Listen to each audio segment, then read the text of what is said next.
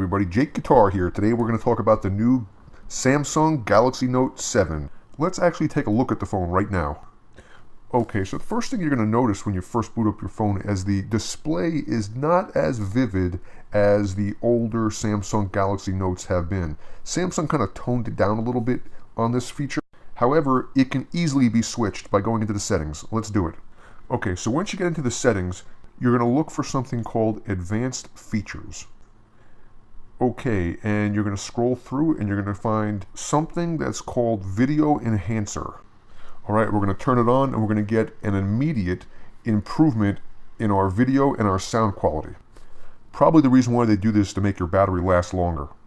One of the coolest features on this phone is the ability of it to make GIFs. You can make up to a 15-second GIF with this phone. You just simply pull out the S Pen and you can play a video, and you basically are going to frame off the video that you want, and then from there you save it, or you can simply send it off in your social media on Twitter or Facebook, short GIFs.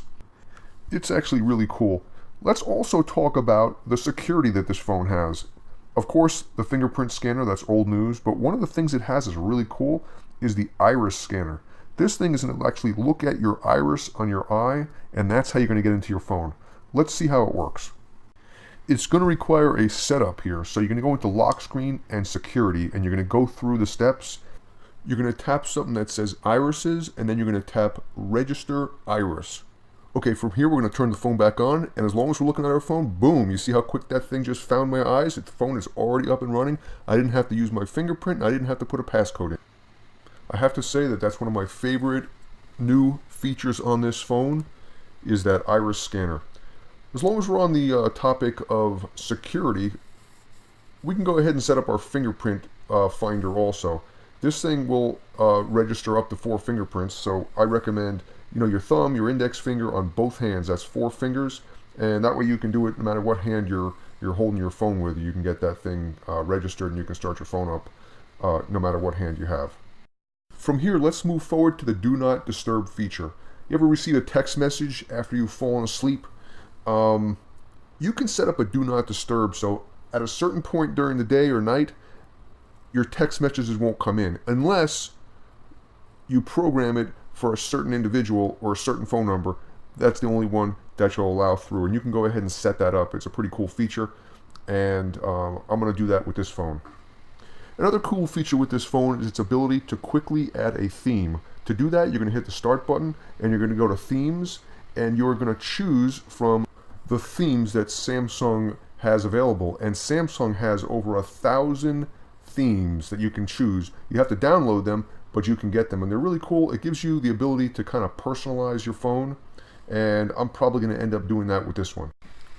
What about when you buy a new phone and you notice it has all this extra software, all these extra apps, this bloatware that they install on your device? Well, this Galaxy Note 7 has the ability not necessarily to uninstall them, but you can definitely disable them, deactivate them, so they don't even show up on your screen at all, which is nice.